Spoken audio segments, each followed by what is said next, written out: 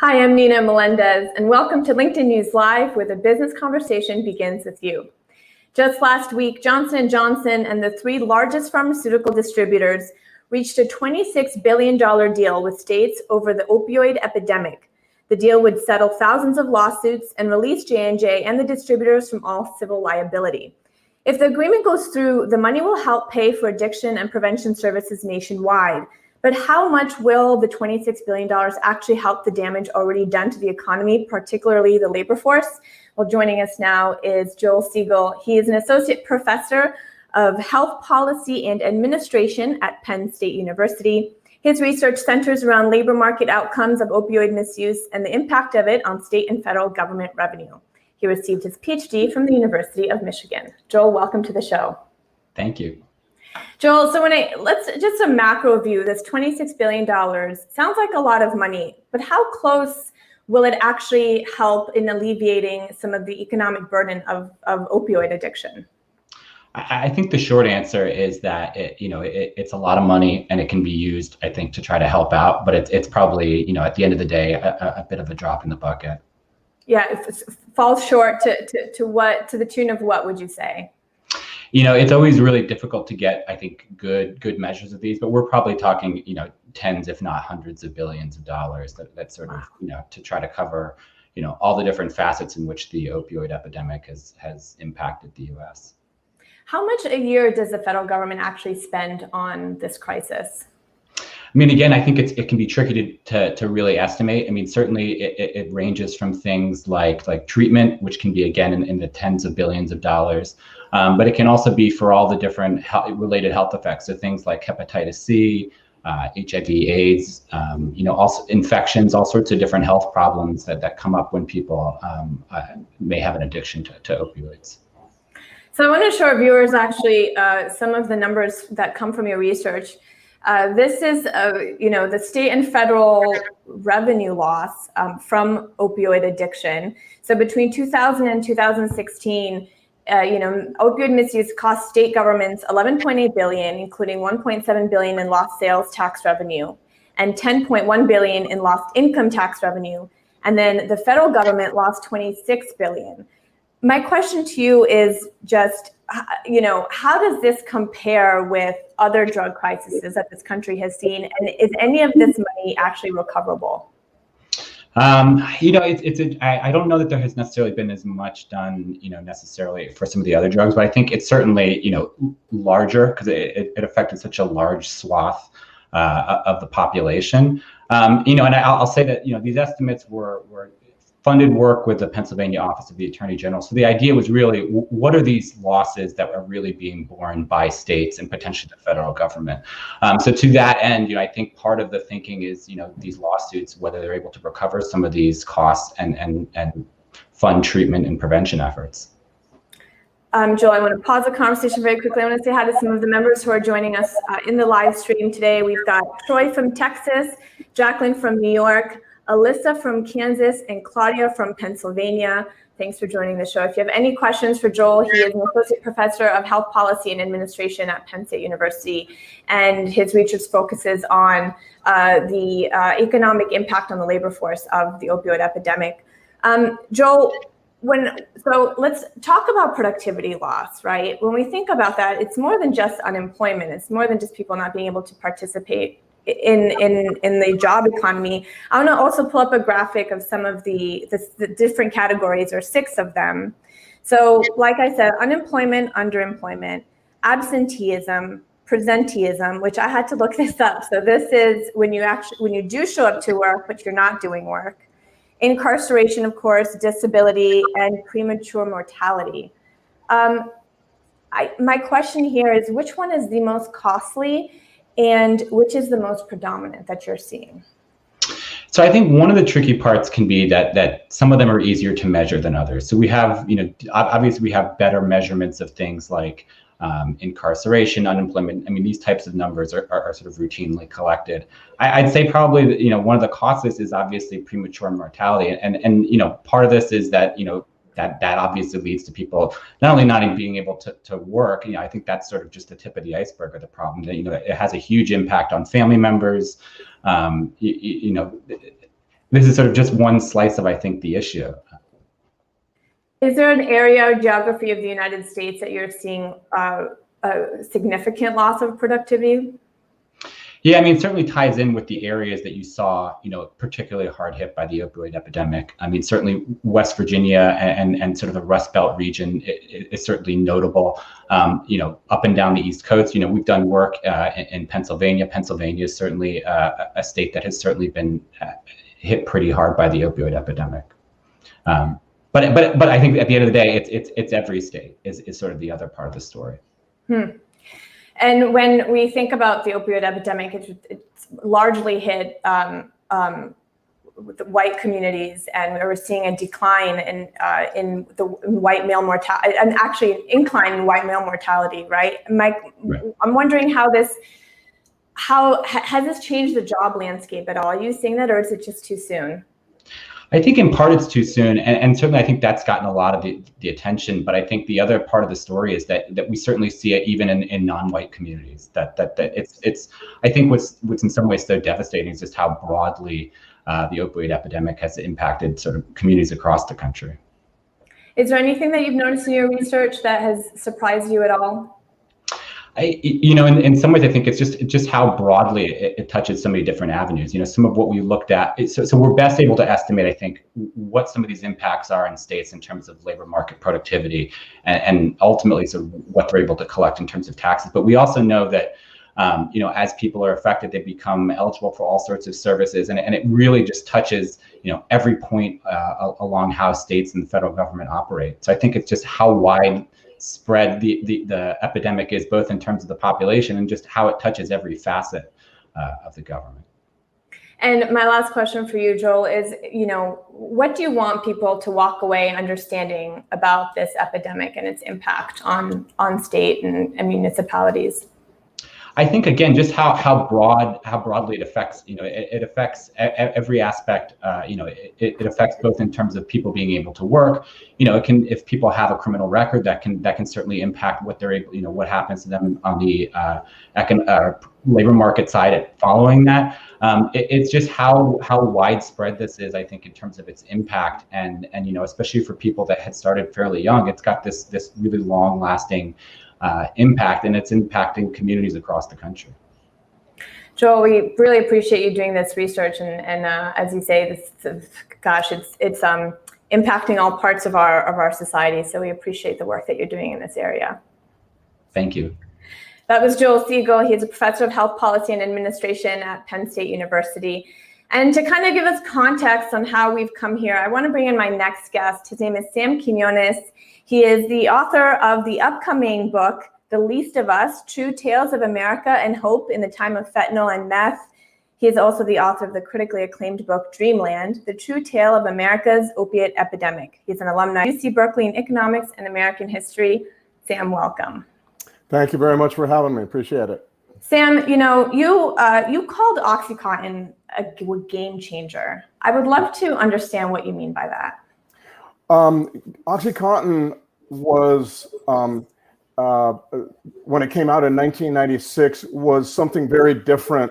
It was the first time we ever had seen an opioid, a narcotic derived eventually from the opium poppy, marketed more broadly to a lot of different kinds of patients. In the past, opioids had really been marketed to terminal cancer patients, very briefly for acute surgical patients, that kind of thing. But OxyContin became marketed largely to the Purdue Pharma company very aggressively for all manner of pain. This also, though, played a huge role in creating our next problem, which was the heroin epidemic, because OxyContin had no abuse deterrent. Before that, opioids had come with abuse deterrents, usually acetaminophen, like in Vicodin and Percocet and other pills of brand name pills like that.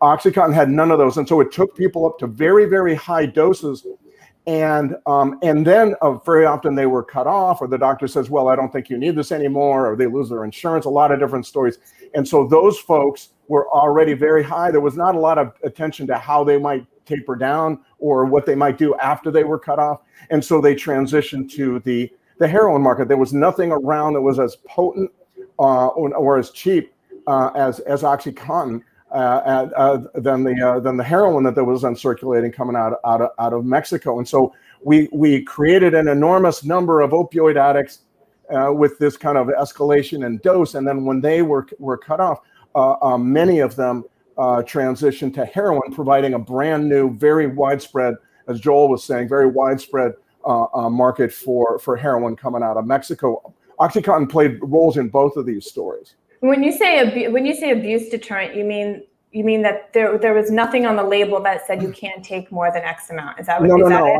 I mean there was nothing in the pill that would keep you from using a lot, abusing it. So with say hydrocodone and Vicodin, you had a small dose of hydrocodone and a very large dose of acetaminophen. If you used a lot of that, it would damage your kidneys and internal organs. And so people, generally speaking, didn't do that.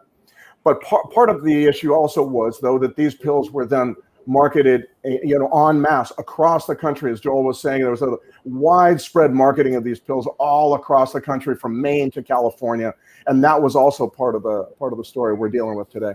So speaking of the mass marketing of this across the United States, ground zero for the epidemic is actually sort of in rural Ohio, West Virginia, Eastern Pennsylvania, Eastern Kentucky. Can you tell us why that nexus of states, why it began there and how it grew? Yeah, I'd add also to that Eastern Tennessee, parts of Southern Indiana. That very broadly drawn, with Columbus kind of to the north. That very broadly drawn area, I would say, is certainly ground zero. Part of it had to do with the fact that this was an area in general in broad economic pain. I think they had doctors became almost like economic development specialists in a weird way. So people would go to doctors looking for some solution to their economic pain, not always their physical health connected pain. Doctors didn't have much to give people initially for that. They would give them, it would just, it wasn't really, and then along come the opioid and this idea that these pills can be prescribed virtually risk-free for any pain patient. And so doctors began to provide these, prescribe these to people, probably believing the propaganda at the time, which was that these again were virtually non-addictive pills, which we really knew not to be the case, but nevertheless was promoted as such. And so doctors in these economically depressed areas then would prescribe these pills in part because it was economically depressed areas. I think so, and also yes, and I think also because in a lot of these areas, these doctors had been there for years. They knew these patients. Sometimes they'd given birth to these patients. They knew the families. It was almost like a lot of doctors I've talked to have said it was almost like we had this mission to cure the ills of the community in which we worked. It was not done out of some kind of cynical thing. Later it became so, but I think initially it was done because we want to help these folks that we know very, very well. Sometimes when they can't pay us, they give us food, they barter stuff with us.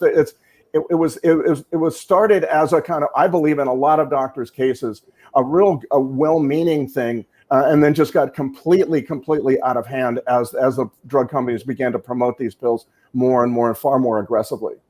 What are some misconceptions of those who struggle with opioid addiction? Oh, I think that, the main one is really that somehow it can be somebody, it's really somebody away from, not us. It's somebody in another community, somebody who is, living under the overpass, and certainly it ends up that way. It's someone who we don't really have much connection to, and so this is what I think people have learned, primarily white Americans, and I would say middle-class white Americans especially, have learned over the last 20 plus years of the opioid epidemic that this can happen to them and has happened to them, and to great alarm in that community, if you ask me. So I would say that is really the biggest misconception. Also, though, that you can go into treatment and you're fixed. That is also proven to be, treatment and recovery from drugs, particularly opioids, requires a lot of, it frequently involves relapse, and it frequently involves repeated recovery, and also that recovery can be done on your own. Frequently needs, very often you find that people try to do it on their own, relapse very quickly. It really needs other people. Well, it's interesting because we were just talking with Joel about how much this is costing states, and rehab and treatment is huge, and especially if it's not terribly successful at first try, it's just absolutely. And I would add to what he said, the seventh number there would be a fatalism that accompanies dope addiction, particularly opioid addiction. That is a devastating effect on economic development, economic livelihood in many areas. You see fine people just once they're addicted to dope, they're all about stealing the copper wire from the school district.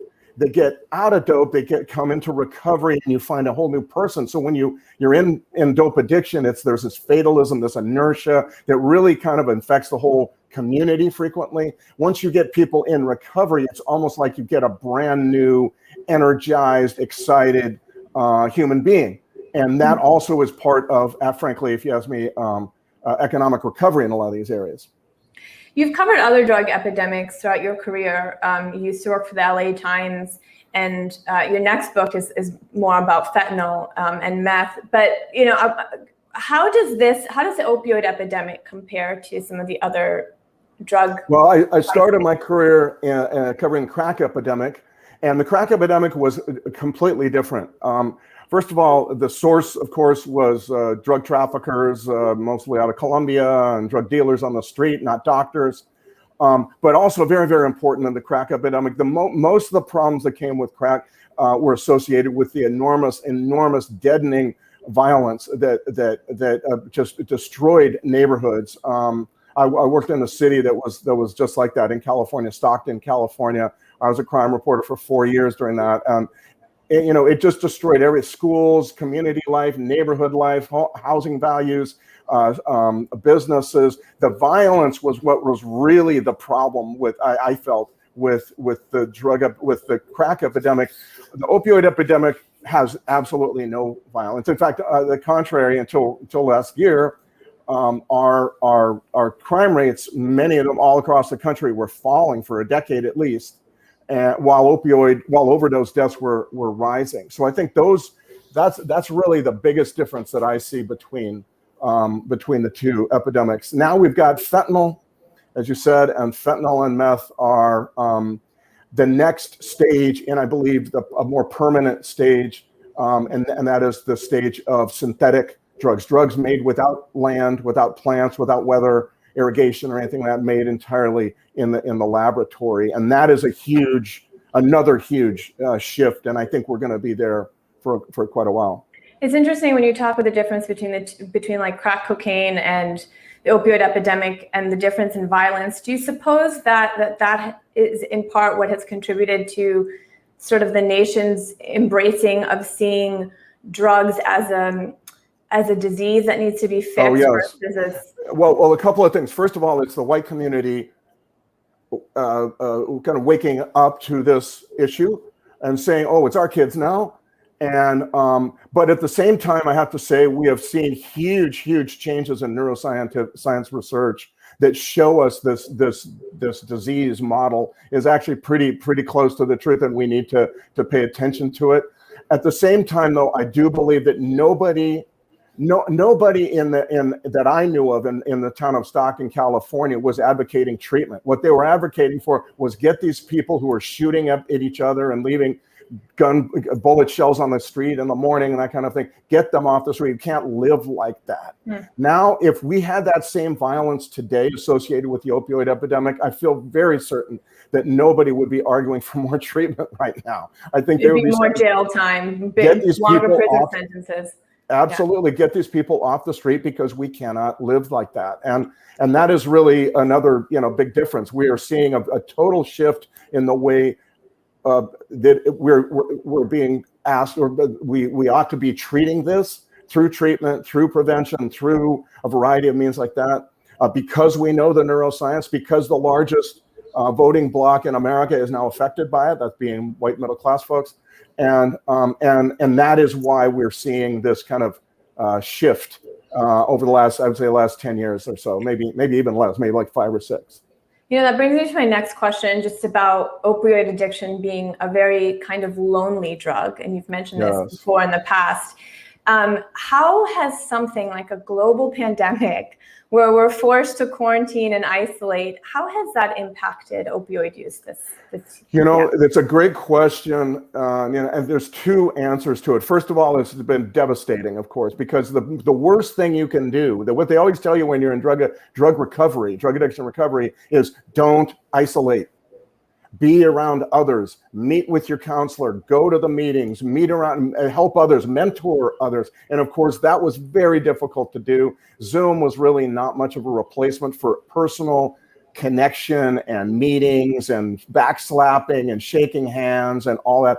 People were all alone. They were all alone when they used drugs. They were all alone in their recovery and frequently relapse. And so that a lot of this is why you're seeing such high death rates over the last 12 months, or actually going to be probably now last 15 months or so. That's one thing. On the other hand, I have to say this, that the pandemic also showed us what the opioid epidemic was already trying to show us, which is that we are damaged when we're isolated. We've destroyed community in so many ways. We've been so intent on isolating and all alone in our houses with our screens and in our cars with our screens and all that this is a damaging way to live. This is not the way humans evolved to live, that we need others, we need community. The opioid epidemic was showing us that.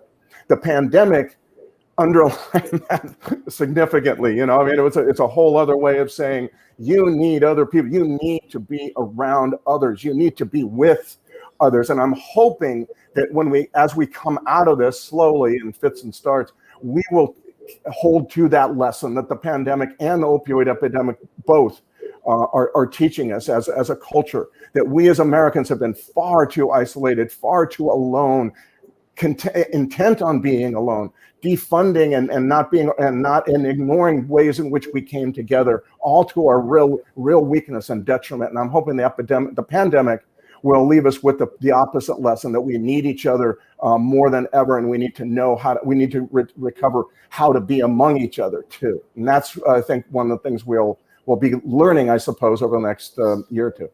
And you mentioned that also in your book, Dreamland, is just about the importance of community and how the loss of that in the United States has sort of led to this lonely culture where we're more prone to take drugs and to medicate ourselves. But I want to bring up something that's happening right now in the stream, Sam. We've got a ton of members who are saying that they take some kind of opioid for pain treatment and they've tried alternatives and it doesn't work.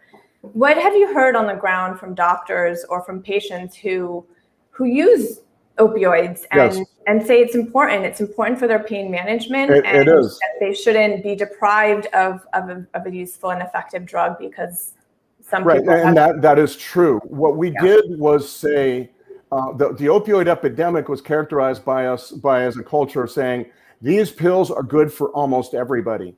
Virtually nobody is going to get addicted if they're in pain and this kind of thing. And this created damage that is irrefutable.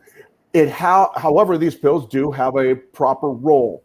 The problem was when we stopped paying attention to the individual, which we did during the opioid epidemic. Everybody got big bottles of pills to take home with them, and then refills, and that created the catastrophe that we have seen. There are other people within that group, though, that were using them responsibly, and they are now paying a price because the doctors are saying, well, I'm not prescribing any of these to anybody. Well, that's, it's weird. It's all or nothing. We find it difficult, I think, to be kind of in the happy, comfortable center, which is where we ought to be, where doctors and patients spend a lot of time talking about how you doing, where's this going, what else can we do, how can we shift a little bit, but not say, okay, we're just going to cut people off. And that is a harmful thing. It pushes people to the street, frankly, to look for other narcotics, painkillers on the street, like heroin, like fentanyl, and so on. And so all across the country, but this is also, I would say, an outgrowth of the opioid epidemic, that so many people were given this, that the response was kind of a knee-jerk recoiling against what we had done. And that's a natural thing for humans to do. It's a frequent thing for humans to do. Now, what we need to kind of say is we need to give insurance companies need to step up and start reimbursing for a lot of different other pain treatments that they stopped doing in favor of pills. And there needs to be a general meeting, kind of a team meeting between the patient and the doctor, quiet collaboration on, okay, you've been doing this for a while. Doesn't seem to be a problem. I think we can continue. Maybe there's something else we can try. Let's just try to figure this out as a kind of but again, this is about a community approach. It's a community of doctors, maybe more than one doctor, and the patient trying to figure this out together, instead of saying everybody gets pills or nobody gets pills. And this has been a problem now for the last few years. Sam, very quickly before I let you go, I do want to end on a high note. I would love to hear, in all your years of covering drug epidemics in the United States, is there a silver lining that you're seeing? And I hope the answer is yes. The silver lining is that when we will sit up and take notice, these problems will teach us what caused them in the first place. And in the case of the opioid epidemic, in my opinion, very strongly, it's that it's in the areas that have been most devastated by either job loss or, frankly, by prosperity. Honestly, some of the nicer suburbs in America are damaged by this. The net effect, though, is to create isolation, community fragmentation, people not being among each other, not being outside with each other. And so if we will sit up and take notice of what these problems are teaching us, then this will be a huge silver lining. My feeling is, too, in a personal level, it is teaching us that we need to understand what we consume. As part of my work on Dreamland, and now the least of us, I stopped drinking soda. I stopped all kinds of prefab food, processed food, junk food, stopped all of that, began exercising. This is teaching us also that we all have a personal responsibility and accountability for our own wellness that we need to pay attention to. And I think those things, if we will learn the lessons of the opioid epidemic, and frankly also the pandemic, we will be a healthier country coming out of it. And I would add to that it seems that we have just become a little bit more of a compassionate culture in understanding what drug abuse and addiction does to the people that we love and we care about. Yes. Sam, it was great having you on the show. Thank you so much for joining us today. It's my pleasure, Nina. Thank you very much for having me. Have a good day. That was Samquinones. He is author of the groundbreaking book, Dreamland, The True Tale of America's Opiate Epidemic. And thank you for everyone who participated today in the show. You can continue the conversation here on the stream, or you can check out the news module to the right of your feed. And if you're on mobile, you can click into the search box. On Thursday, my colleague Caroline Fairchild has a great show for you. She will be talking about inclusive marketing and how brands are changing their strategy to meet a diverse customer base. I'm Nina Melendez. Thanks so much for watching LinkedIn News Live.